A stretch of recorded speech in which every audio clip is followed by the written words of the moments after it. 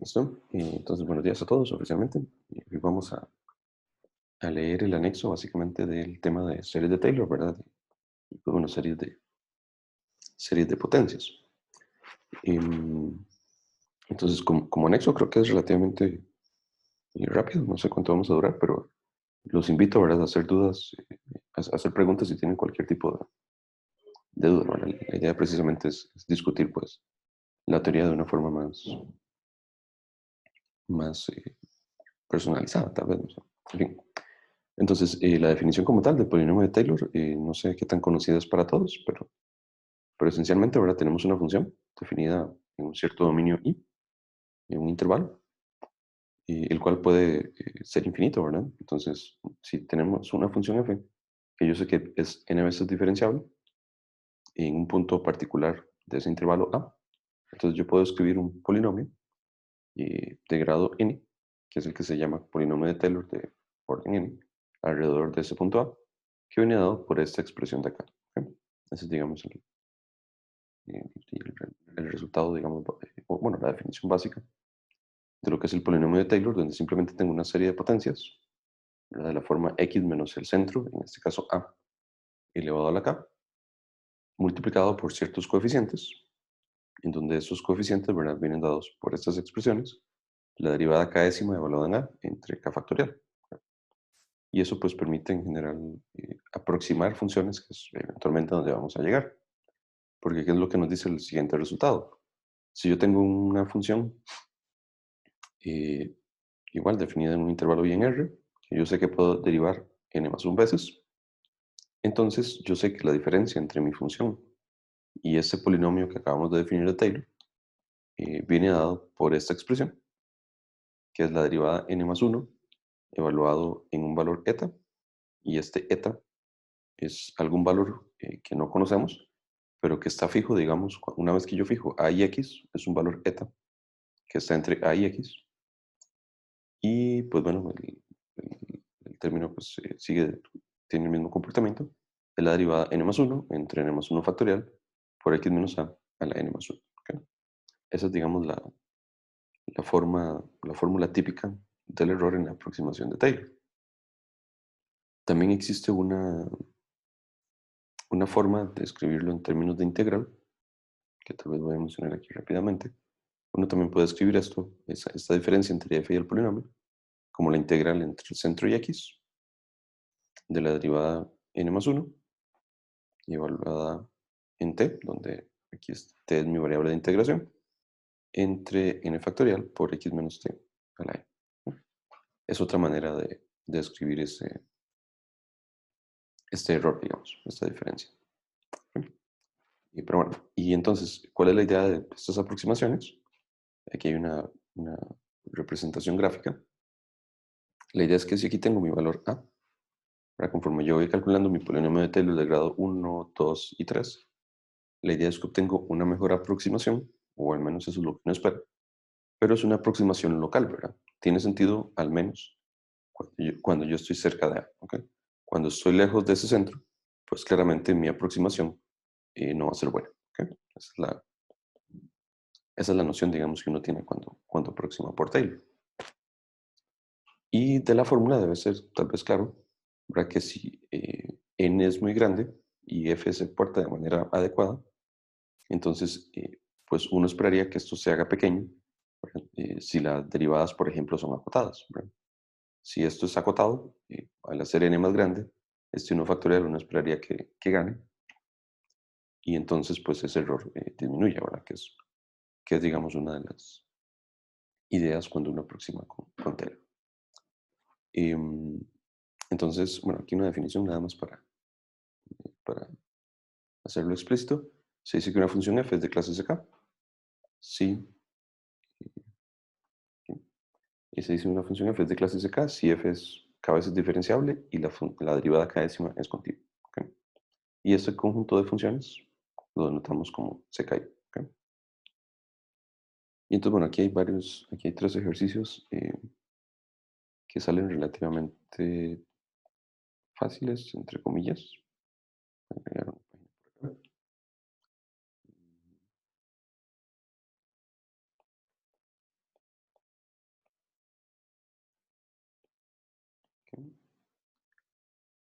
¿Qué me dicen? Bueno, probar ciertas igualdades entre las sumas, ¿ok? No voy a entrar en muchos detalles teóricos más que lo que requerimos, porque en este tipo de estimados, ¿verdad? Hay series de Taylor, series de potencias particulares que uno conoce. Como por ejemplo, ¿verdad? El hecho típico que si yo sumo la serie geométrica de x a la n de cero a infinito, ¿verdad?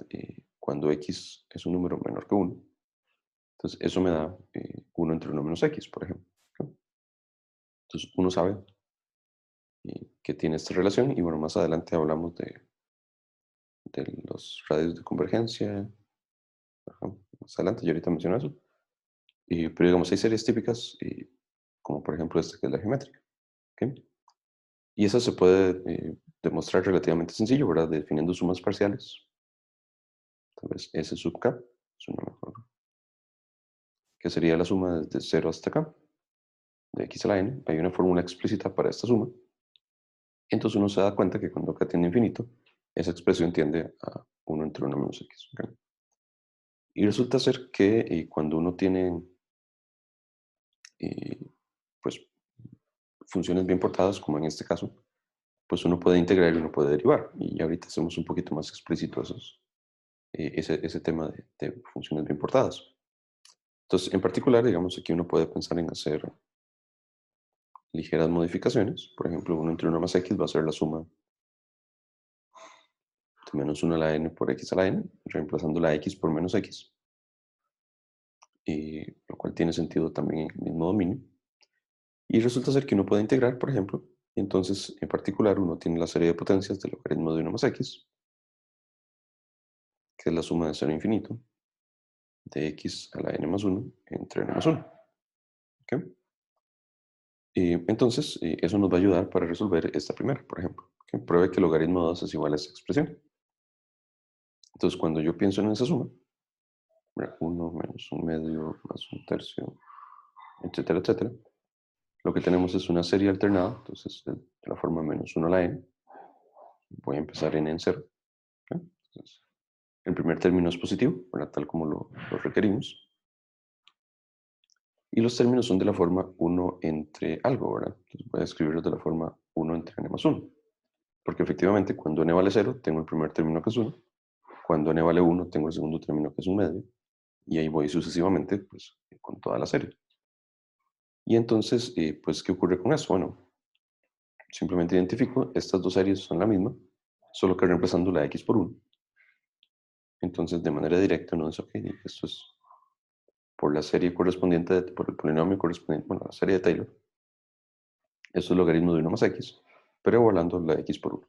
¿Ok? Y entonces, por esa razón es que esa suma da logaritmo de 2. ¿Ok? Aquí hay un detalle, tal vez un poquito más bueno, que tal vez debe haber hecho énfasis. Y es que cuando uno habla de esos radios de convergencia, que todavía no hemos definido, ¿verdad? Simplemente esta geométrica tiene sentido cuando x es menor que 1. Cuando yo integro o derivo, los intervalos como tal se mantienen, ¿ok? Solo que los extremos podrían eh, cambiar, digamos, su comportamiento. Entonces, tal vez para ponerlo aquí más explícito, voy a poner que esta expresión tiene sentido cuando x está entre menos 1 y 1. Pero eso sí, digamos, aquí la geométrica, ¿verdad? No tiene sentido, bueno, o esa serie, no es que no tenga sentido, esa serie diverge cuando la x es 1 o cuando la x es menos 1. Por eso es que x no puede ser sus dos valores. Pero cuando yo integro y pienso en la serie de logaritmo, ese dominio cambia. Porque resulta ser, bueno, si x es menos 1, esto diverge, porque cuando cambio la x por menos 1, me queda algo como la serie armónica que diverge. Entonces, menos 1 no es parte del dominio. Pero el 1 sí es parte del dominio, porque cuando yo cambio la x por 1, y lo que me queda precisamente es una serie alternante que por criterios de series alternadas, esto converge. ¿Ok? ¿Y por qué converge? Porque tengo una serie alternada donde el término general es decreciente y va para cero. ¿Ok? Ese es el criterio. Entonces, por esa razón es que en esta serie esto tiene sentido cuando la x vale 1 y eso es lo que me permite cambiar la x por 1 acá. ¿Ok? ¿Alguna pregunta en eso?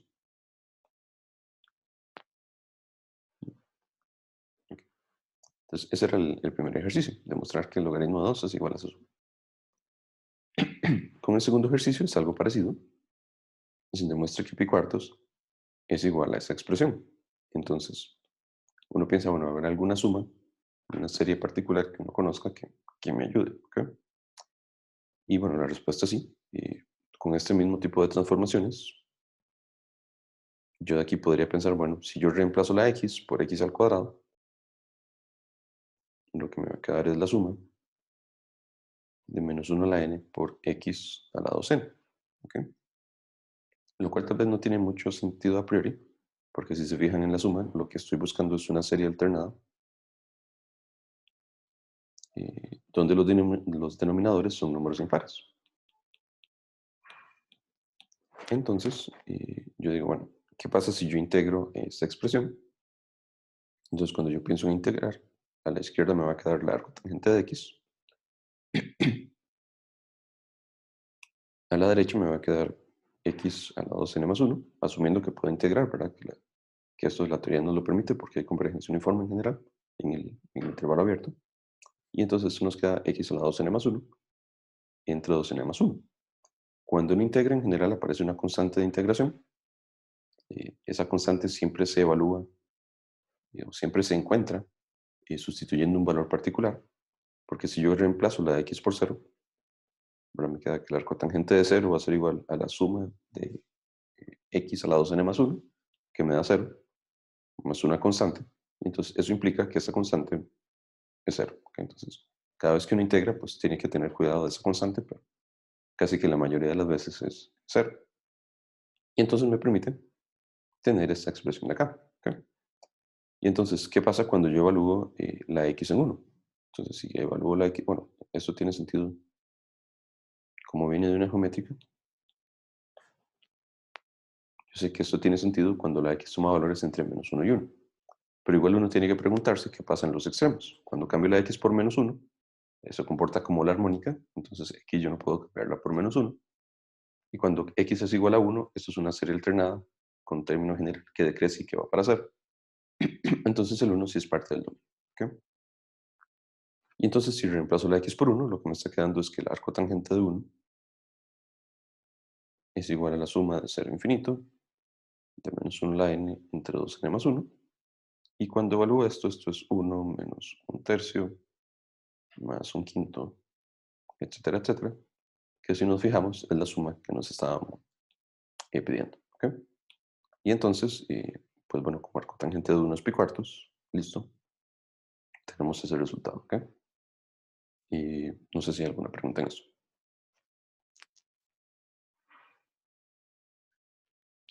Ok. Pues ese es el segundo ejercicio. Y el tercero tiene que ver con la regla del hospital. Voy a hacer aquí tal vez más grande. ¿Mm?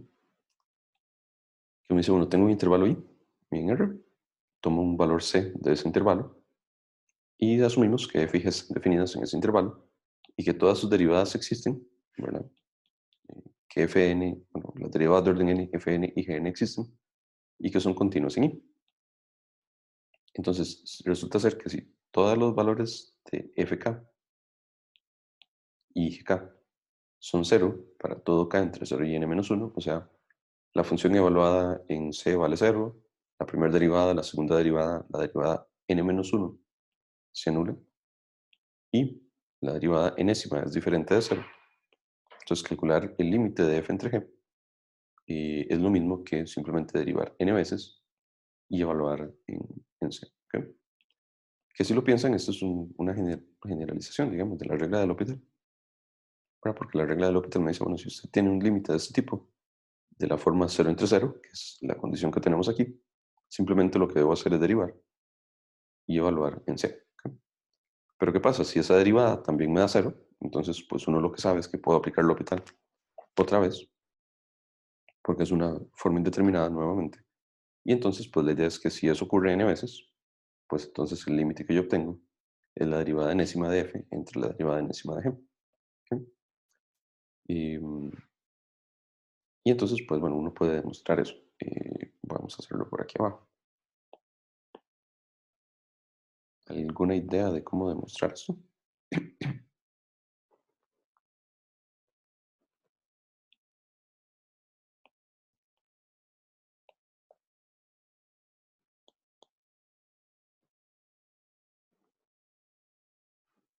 Mm, ¿Sugerencias? Eh, pues, la manera sencilla es simplemente utilizar eh, la expresión que tenemos acá. Voy a hacer un copy-paste.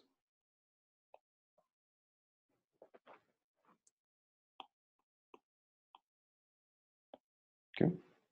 Que me dice simplemente si la función f tiene suficientes derivadas, en este caso n más 1 derivadas, yo puedo escribir esto. Entonces, en nuestras hipótesis, yo sé que la función f tiene n derivadas. Entonces, yo puedo escribir f como su polinomio n menos 1 más la derivada enésima evaluada en algún eta entre n factorial y por x menos a la n. ¿Ok? Eso es, digamos, la fórmula del resto de Taylor.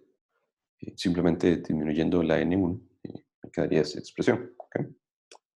Pero ¿qué pasa? Este polinomio de Taylor de grado n-1 tiene la función evaluada en cero, la derivada evaluada en cero, la segunda derivada, y así sucesivamente, hasta términos de derivadas de orden n-1. Entonces, esa expresión, pues directamente es cero. ¿Ok? Y entonces, cuando yo pienso en f entre g, bueno, para g ocurre lo mismo, ¿verdad? Entonces, cuando yo pienso en evaluar perdón, f entre g, lo que yo tengo es la derivada enésima evaluada en un eta, entre n factorial por x menos a la n. Y bueno, aquí puse A, ahora que lo pienso, de haber puesto C, ¿verdad? Porque mi límite x tiende a C, entonces me interesa centrarlo en ese valor. Y para g tengo una expresión parecida, que va a ser la derivada enésima evaluado en otro valor, que no es el mismo eta, ¿verdad? Vamos a llamarlo alfa, no sé, entre n factorial por x menos c a la n. ¿Ok? Entonces yo puedo escribir eso, y eso tiene sentido, ¿verdad? Cuando x es cercano a c, ¿verdad? Es mi desarrollo, mi polinomio de Taylor centrado en este valor c. Y entonces, pues bueno, claramente hay cosas que podemos simplificar. Y aquí no lo puse, pero también sería bueno decirlo, ¿verdad? Eta está entre x y c, y alfa también está entre x y c. Y entonces simplemente cuando yo tomo el límite a cada lado de esta expresión, cuando yo digo tomo el límite, cuando x tiende a c, como x va para c, entonces eta al estar entre x y c, pues eta converge a c. Y lo mismo pasa con alfa. Entonces, como la derivada enésima es continua, uno concluye que en el límite esto va a ser la derivada enésima evaluada en c entre la derivada enésima de g evaluada en c. ¿Ok? Y listo. Entonces, esa es, digamos, la justificación básica de que uno puede aplicar el L'Hopital cuando tiene formas 0 entre 0 tantas veces como se requiera. ¿Ok? ¿Alguna pregunta?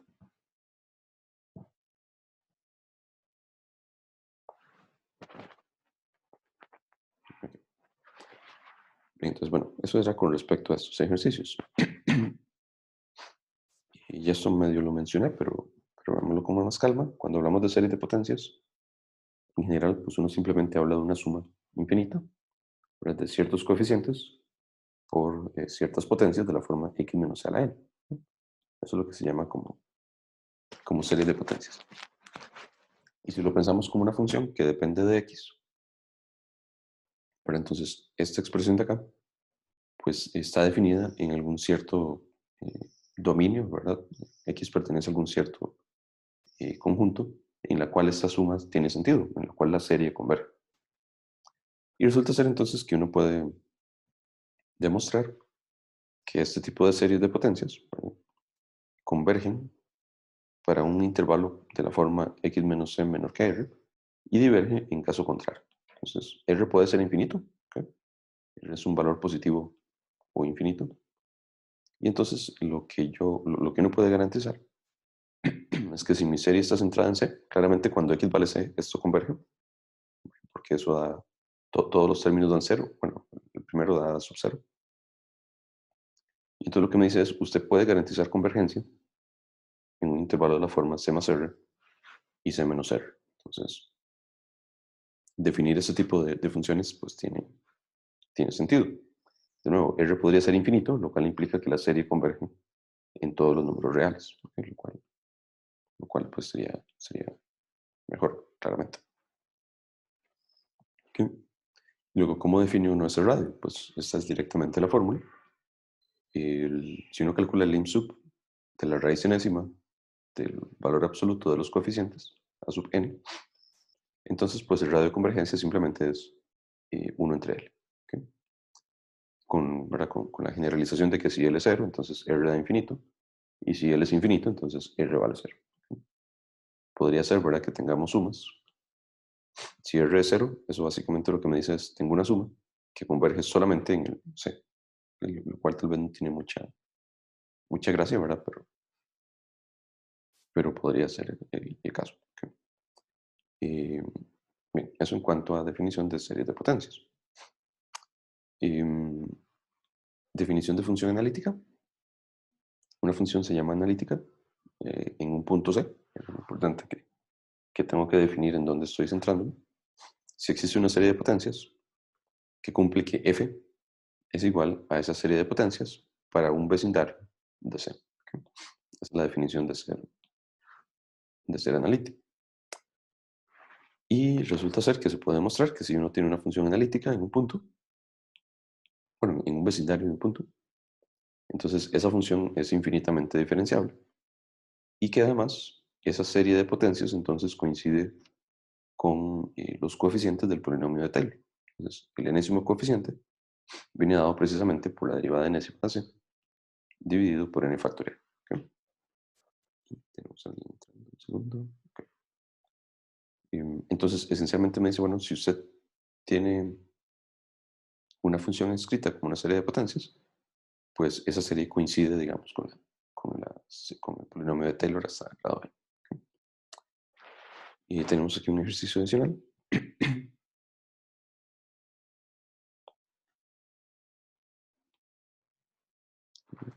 Segundo. Ok. Que básicamente me dice, demuestre que estas funciones son analíticas alrededor de cero y encuentra el desarrollo en serie de potencias de cada una y determina intervalos de convergencia. ¿Ok? Tal vez esas preguntas son medio conocidas para algunos, ¿verdad? Porque de las series famosas que uno nunca olvida, es que uno sabe que a la x es la serie de cero a infinito de x a la n entre n factorial. Y entonces, pues directamente, digamos, sabiendo esa suma, uno dice, ok, listo, esto cumple, ¿verdad? Que mi definición de ser analítica en cero, porque tengo una expansión en series de potencias, eh, y listo, ¿no? Aquí importante, cuando uno piensa en el radio de convergencia, uno sabe que esto es válido, ¿verdad?, para todo x en R. ¿Ok? Pero tal vez voy a hacer un par ahí de comentarios, un par de comentarios al respecto. ¿Ok? ¿Por qué razón? Porque bueno, si yo pienso en el polinomio de Taylor de grado n, ¿verdad? El término general, bueno, tal vez escribirlo así, ¿verdad? En este caso esta es mi función f de x. Entonces cuando yo pienso en mi polinomio centrado en cero, esto es f de 0, luego f' de 0 entre 1 factorial por x a la 1, luego la segunda derivada en 0 entre 2 factorial por x a la 2, y así sucesivamente hasta la derivada enésima entre n factorial por x a la n, y todas las derivadas evaluadas en 0. Como tengo la función exponencial, pues todas las derivadas son ella misma, y al evaluarlas en 0, todas me dan 1. Y entonces esto lo que me está quedando es 1 más x a la 2 entre 2 factorial, y así sucesivamente x a la n entre n factorial, que sería la suma desde 0 hasta n de x a la k entre k factorial. ¿Ok? Entonces, el polinomio de Taylor viene dado por esta expresión, lo cual por la proposición que vimos antes, ¿verdad? Si yo sé que es analítica y tiene una expansión en serie de potencias, pues los coeficientes coinciden con los de la serie de Taylor. ¿Qué pasa cuando yo pienso la diferencia entre f y p sub n de x? Entonces, lo que dijimos esto es que es la derivada n más 1 evaluada en algún eta entre n más 1 factorial por x a la n más 1, donde eta es un valor que no conozco, pero yo sé que está entre 0, que es el centro, y x, que es el valor que estoy evaluando. ¿Ok? Entonces, como tenemos la función exponencial, esta derivada de n más 1 es la exponencial, ¿ok? Evaluada en eta. ¿Ok? Tenemos algo así. Y entonces, para x fijo, bueno, sí, aquí yo estoy pensando que mi x está fijo, todavía no estoy hablando en cuál intervalo estará. Pues uno se da cuenta que como eta está entre 0 y x, la exponencial a ser creciente va a estar acotada por e a la x. Y para ese x fijo, pues este factorial, cuando n va por infinito, pues básicamente gana. Entonces, ahí es donde uno, no voy a hacer todo el formalismo, pero digamos, esa es la intuición, para que le dice a uno, ok, cuando yo pienso en ir agregando más términos, este error va para cero, y eso es lo que me permite expresar e a la x como esta suma particular, ¿ok? Por lo menos para tener la intuición de lo que está ocurriendo. Entonces, ahora sí, ¿cómo sabe uno en qué intervalo está? Pues hay varias maneras de hacerlo. Aquí en el anexo hablamos de la raíz enésima, ¿verdad? De calcular el lim sub de la raíz enésima del término en general. También hay un, un método alternativo con el criterio de la razón, que creo que tal vez en este caso es más fácil. Un segundo, perdón.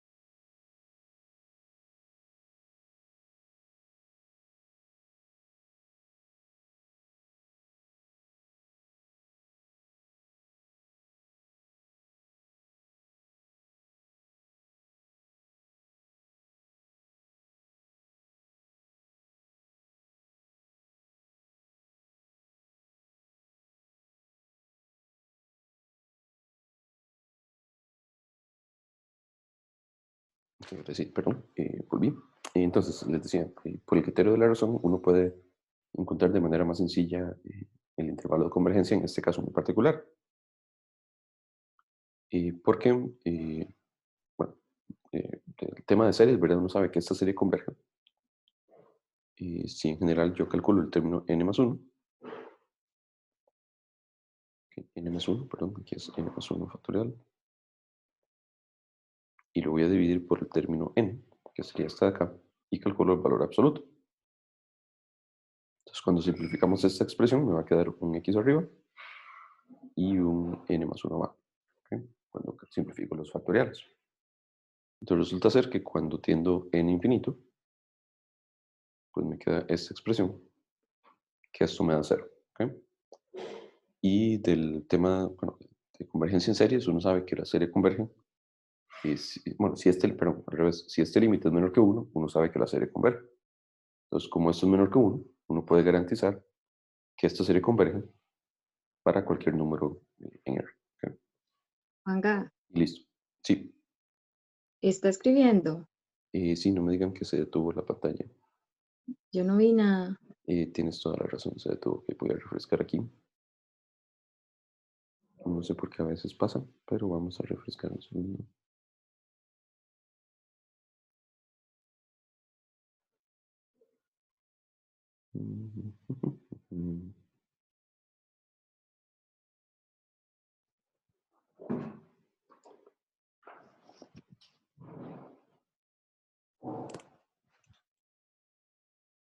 Ok, creo que ya se volvió a refrescar. Vamos a ver si es cierto. Sí, ahí se está moviendo. Entonces, repito eso último, nada más para eh, tenerlo por ahí, ahora que estamos viendo bien la pantalla. Un segundo para poner a cargar esto. Ok, entonces, simplemente decía, cuando yo tomo el término n más 1 de mi serie, que sería esta de acá, y lo divido por el término n, que es esta de acá, ese es el criterio de la razón, ¿verdad? Para convergencia de series en general. Simplificamos, eso me da x entre n más 1. Y cuando tomo el límite, cuando n va para infinito, independientemente del valor de la x, ese límite me da 0, que es menor que 1. Y entonces, pues eso me dice directamente que la serie siempre converge sin importar el valor de x. Entonces, esta serie tiene sentido para todo número real. Ahí, ¿verdad? Lo que estoy haciendo es una manera alternativa a como lo escribimos acá en el anexo. Estoy calculando L como el límite si existe, ¿verdad? En general, el sub siempre va a existir, ¿verdad? Para estas sucesiones, pero como lo hice ahorita, lo que hice fue calcular el límite del término n más 1, que es lo que me dice el criterio de la razón, entre el término n. Y bueno, como es una serie de potencias centrada en cero, siempre va a aparecer un x por ahí. Y entonces, pues, si eso es menor que 1, uno obtiene convergencia. ¿Ok? Entonces, si uno define L como esta expresión, eh, uno puede pues, escribir un resultado parecido. ¿Ok?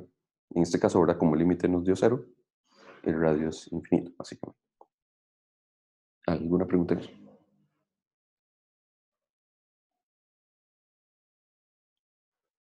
Ok. Y bueno, la de logaritmos ya la había escrito antes, ¿verdad? Pero de nuevo, uno, pues si se lo olvida, uno nunca debería olvidar eso si la geométrica, que 1 entre 1 más x es menos 1 a la n por x a la n. Y entonces cuando uno piensa en integrar, por lo que les dije antes, integro a cada lado, resulta ser que todo este tipo de operaciones está justificada, que ahorita vamos a mencionar un poquito más las razones. Cuando integro aparece una constante de integración, pero de nuevo, evaluando la x por 0, uno se da cuenta que esta constante de integración es 0.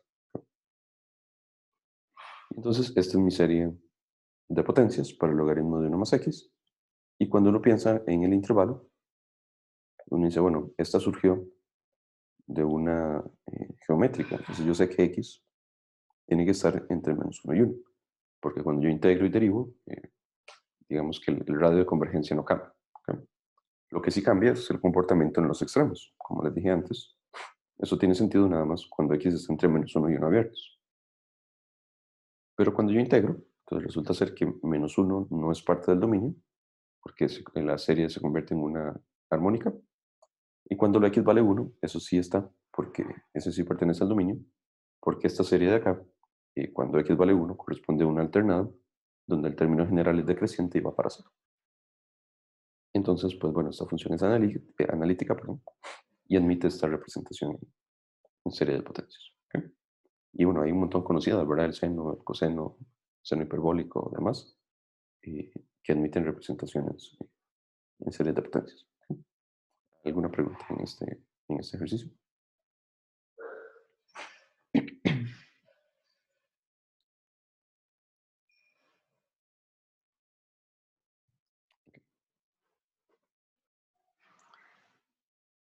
Bien, y luego, como lo que les decía, pues lo que quedan es un poquito nada más de temas, de teoremas por ahí, que me permiten garantizar que yo puedo integrar y derivar. ¿Ok?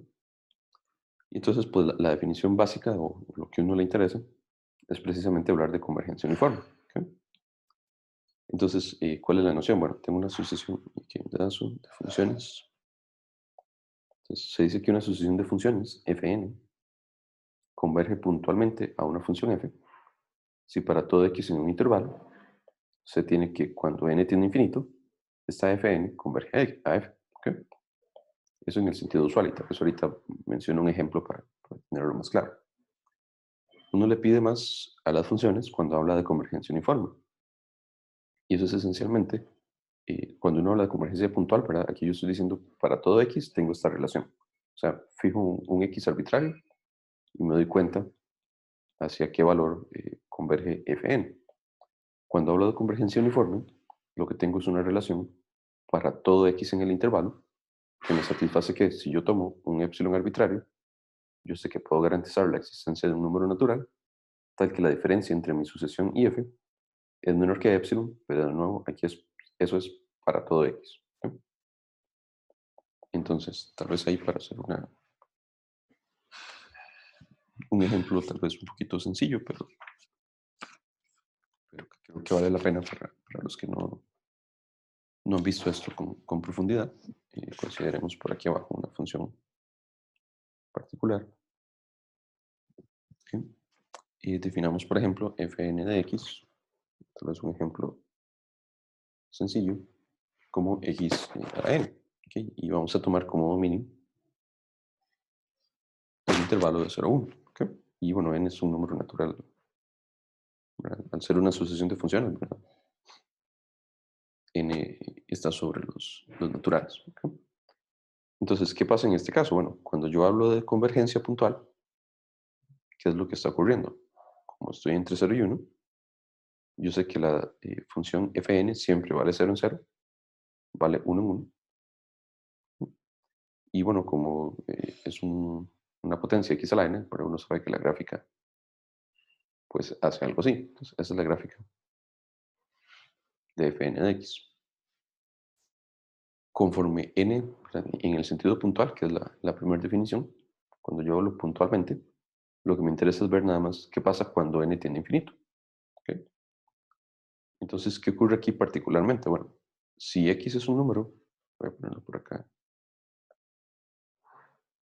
Si x es un número en el intervalo abierto, bueno, el 0 lo puede incluir. Entonces, en el intervalo entre 0 incluido y 1 excluido, entonces uno sabe que la potencia x a la n converge a 0 cuando n tiende a infinito. ¿Verdad? Porque tengo un número menor que 1 y cuando lo multiplico a la n, pues obtengo un número menor. ¿Okay? Entonces, eso a mí me dice que en el límite, si yo agarro cualquier x, por acá, si yo agarro cualquier x menor que 1, en el límite voy a obtener 0. ¿Okay? Entonces, en mi límite, uno espera que eso converja puntualmente a la función 0. Pero ¿qué pasa si x vale 1? ¿Okay? Si x vale 1, entonces pues x a la n es 1, que al ser constante, pues converge a 1. ¿Okay? Entonces, en el límite, lo que yo estoy obteniendo es una función que vale 0 en todo valor, a excepción del final, en donde la función vale 1. ¿Okay? Entonces, mi convergencia puntual se refiere a eso. Digamos, en este caso, esta sucesión fn converge a la función que vale 0 si x está entre 0 y 1, el 1 abierto, y la función 1 cuando x es igual a 1. Esa es digamos, mi definición de convergencia puntual. ¿Queda claro? ¿Alguna pregunta en eso? Entonces, aquí estoy fijando mi x, hago tender n infinito y así es como se comporta la función. Claramente, esto tiene un gran problema y ¿verdad? Son de las funciones, digamos, mal portadas, entre comillas, porque uno sabe que esta función fn es continua, pero resulta ser que estamos diciendo que puntualmente fn converge a una cierta función f, pero esta función f no es continua. Entonces, uno está interesado en cuándo estas propiedades se heredan, digamos. Pero si yo tengo una función que es derivable, una sucesión de funciones que es derivable y converge a algo, pues sería bonito saber cuándo esa función a la cual converge es derivable o es integrable o es continua o cualquier otra propiedad de interés. Por eso es que en creo yo que es importante hacer algún ejemplo en donde queda claro que yo tengo una sucesión de funciones continuas en donde puntualmente converjo a algo que no es continuo. Entonces, no siempre va a ser el caso. Lo que sí es importante es que si yo sé que la función converge uniformemente, entonces ahí sí vamos a tener este tipo de propiedades, que es el siguiente, y ahorita tal vez hago un ejemplo más, pero es el siguiente teorema, que me dice si yo tengo funciones continuas que convergen uniformemente a cierta función f, Entonces yo sí puedo garantizar que la función límite es una función continua. ¿Ok? Entonces, en este caso, eh, por ese teorema particular, sabemos entonces que en este caso se tiene que Fn, usualmente convergencia uniforme se ponen con dos flechitas. Entonces, en este caso, Fn no converge uniformemente a F, porque si convergiera, uno sabe que si tiene convergencia uniforme, entonces debería ocurrir que la función límite debería ser continua. Entonces, esa es una manera, digamos, inmediata de ver si sí o si no. Con respecto a la definición de convergencia uniforme, también es sencillo, porque la convergencia me dice, bueno, si usted toma un epsilon arbitrario, usted sabe que siempre, para todo x en su intervalo, siempre la diferencia entre su función límite y su sucesión es menor que epsilon. Entonces, en este caso, si yo tomo epsilon como un medio, bueno, o menor que un medio, uno se da cuenta que, por ejemplo, aquí en uno, ¿verdad? Cuando yo tomo un vecindario, cuando yo tomo x muy cercanos a 1,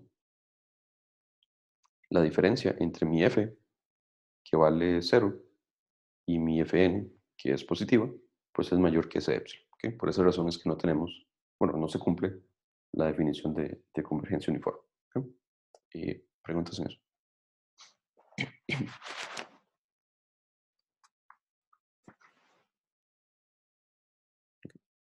Y entonces, bueno, cuando uno tiene convergencia uniforme, las cosas son muy bonitas, como les decía. Si una sucesión converge a f, entonces f hereda la propiedad de ser continua. Si yo tengo funciones integrables, fn, y yo sé que convergen uniformemente, entonces resulta ser que uno puede intercambiar el límite con la integral. Es la hipótesis que uno ocupa, y es parte de algunos de los ejercicios que vamos a hacer el miércoles. Perdón. ¿Verdad? Porque esta f, tal vez ahí no está tan explícito, pero esta integral, f es el límite de la sucesión. Entonces, esto me dice, si usted tiene una convergencia uniforme, usted puede intercambiar el límite con la integral. ¿Sí? Y lo mismo ocurre cuando derivamos. Cuando derivamos una sucesión de funciones que converge uniformemente, que es este otro teorema, tengo una cierta sucesión fn, que son derivables, en particular en un c en el intervalo, y yo sé que las derivadas convergen uniformemente, entonces la sucesión fn converge uniformemente a una función f, y se cumple que la derivada de f' de g. ¿Ok? Lo cual esencialmente me permite a mí pues, intercambiar cuando tengo derivadas y límites. ¿Okay? Es la misma noción de acá, solo que ahora con derivadas. ¿Okay? Y, preguntas en eso.